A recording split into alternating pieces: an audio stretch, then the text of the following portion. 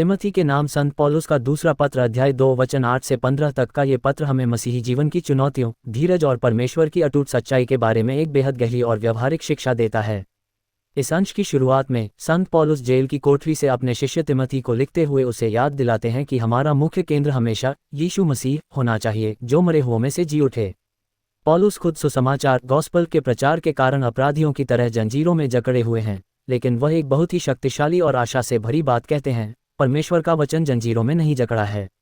ये हमें सिखाता है कि हमारी व्यक्तिगत परिस्थितियां चाहे कितनी भी कठिन क्यों न हो, या हम कितनी भी बाधाओं का सामना क्यों न कर रहे हों, परमेश्वर का कार्य और उसका सत्य कभी रुकता नहीं है।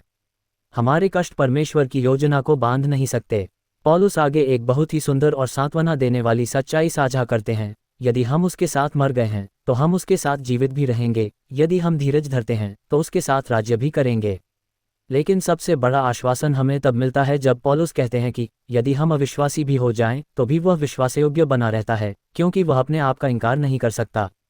ये वचन इस बात का प्रमाण है कि हमारा उद्धार और हमारी सुरक्षा हमारी अपनी सिद्धता पर नहीं, बल्कि परमेश्वर की वफादारी पर निर्भर करती है।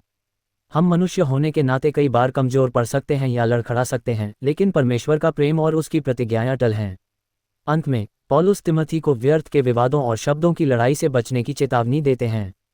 आज के समय में जहां लोग छोटी छोटी बातों या विचारधाराओं पर बहस करने में उलझ जाते हैं, पौलुस की यह सलाह बहुत प्रासंगिक है। वह हमें प्रोत्साहित करते हैं कि हम खुद को परमेश्वर के सामने एक योग्य और खरे सेवक के रूप में प्रस्तुत करें, जिसे लज्जित होने की आवश्यकता न हो और जो सत्य के वचन को ठीक रीति से काम में लाता हो। ये हम सभी के लिए एक बुलावा है कि हम अपना ध्यान व्यर्थ की बहसों से हटाकर परमेश्वर के वचन की गहराई को समझने और उसे अपने जीवन में जीने पर लगाएं।